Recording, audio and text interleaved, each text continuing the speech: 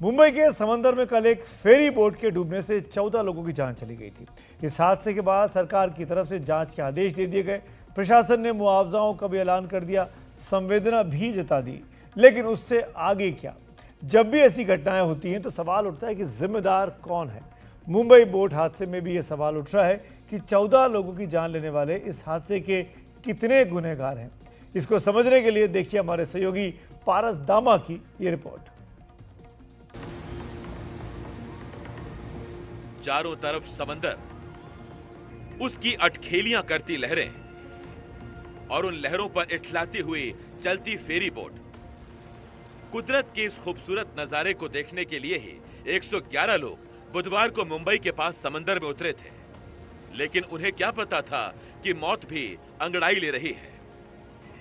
बीच समंदर में फेरी वाली बोट से एक नेवी स्पीड बोट आ टकराई, जिसके बाद फेरी बोट समुद्र में डूबने लगी। नतीजा यह हुआ कि 13 लोग अपनी जान से हाथ धो बैठे।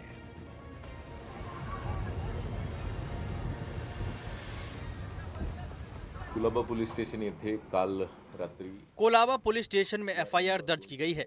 3/14 को नीलकमल बोट निकली थी और 3/44 को हादसा हुआ। 13 लोगों की मौत हुई है। हादसे में 2 लोगों की तलाश अभी भी की जा रही है। हमने स्पीड बोट के ड्राइवर और जो और लोग भी स्पीड बोट पर सवार थे उनके खिलाफ एफआईआर दर्ज की है। बोट साधारणपणे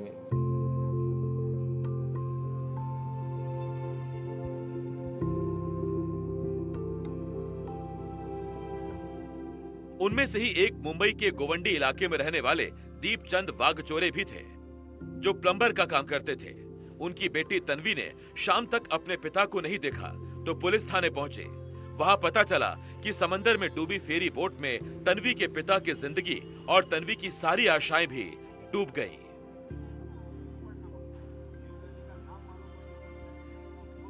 घर में कमाने वाले कोई और थे? सिर्फ पापा ही थे। अब कैसे गुजारा होगा? एक तरफ मुख्यमंत्री है महाराष्ट्र ने, उन्होंने 5 लाख रुपए का मुआवजा जो है वो तो दिया है, मगर किस तरीके से गुजारा होगा? मतलब उन लोगों ने जो जिन की डेथ हुए उन सब के लिए ऐसा गवर्नमेंट जॉब ऐसा कुछ तो करना चाहिए। नेवी वाले ने लिया नहीं, गलती तो नेवी की ही थी ना।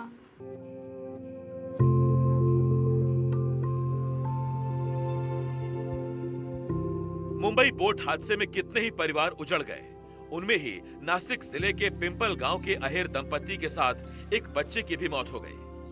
पिंपल गांव के राकेश नाना अहिर 2 दिन पहले इलाज के लिए अपनी पत्नी और बेटे के साथ मुंबई गए थे।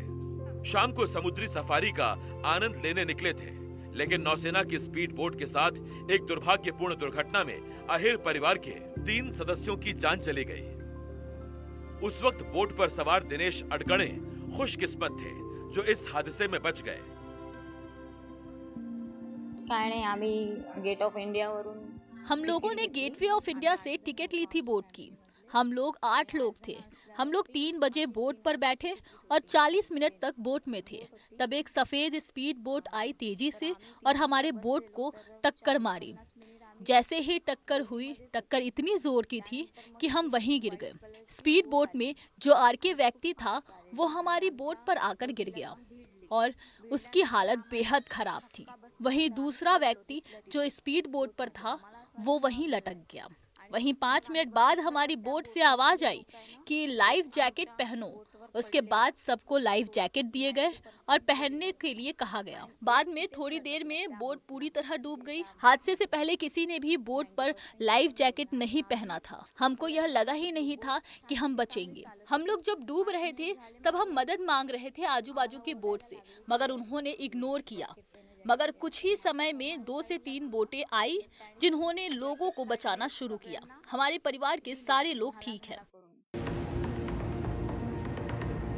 इतने बड़े हादसे में जांच तो हो रही है, लेकिन इस जांच के साथ कुछ अहम सवाल उठते हैं। जब बोट की क्षमता 90 लोगों की थी तो 111 लोगों को क्यों बैठाया गया था? जब लाइफ जैकेट 90 लोगों के लिए ही थी तो 21 लोगों की जान जोखिम में क्यों डाली गई? और नेवी की स्पीड बोट की इंजन टेस्टिंग समुद्र में किसी खुली जगह पर क्यों नहीं की गई? इस लापरवाही का नतीजा ये हुआ कि 13 लोग जान से हाथ धो बैठे। 1-2 सीटा फक्त बाकी होत्या। बोट फुल हो गई थी, सिर्फ 2-3 जगह बाकी थी। 30 मिनट बाद एक बोट आई और हमारी बोट को टक्कर मार दी। स्पीड बोट का ड्राइवर हनारी बोट पर आकर गिरा और उसकी मौत हो गई। हमारी बोट उस समय डूब रही थी। मेरे सामने कुछ लोग बोट से गिरे। लोग चिल्ला रहे थे कि हमको बचाएं, मगर कोई 30 मिनट तक बचाने नहीं आया। 30 मिनट बाद एक बोट आई जिसने हमें बचाया। हादसे के समय किसी ने लाइफ जैकेट नहीं पहना था। जब बोट डूब रही थी तब हमको कहा गया कि जैकेट पहनो। बोट में बैठते समय किसी ने भी लाइफ जैकेट नहीं पहनी थी। प्रशासन की तरफ से जांच के आदेश दे दिए गए हैं। प्रशासन की तरफ से पीड़ितों के लिए मुआवजे का भी ऐलान किया गया है। मुंबई की कोलाबा पुलिस ने अब तक 9 लोगों का बयान भी दर्ज किया है, लेकिन सवाल है कि मुआवजे और जांच से ही बात बन जाएगी। गेटवे ऑफ इंडिया के पास हुए बोट हादसे में 13 लोगों की मौत ने काफ़ी सवाल खड़े किए हैं।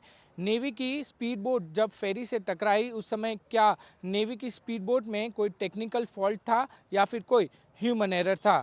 वहीं जो यात्रियों से भरी फेरी बोट थी उसमें लोगों की सुरक्षा के लिए सारे मापदंड अपनाए गए थे या फिर नहीं? अब इन सारे सवालों के जवाब मुंबई पुलिस खोजने की कोशिश में है।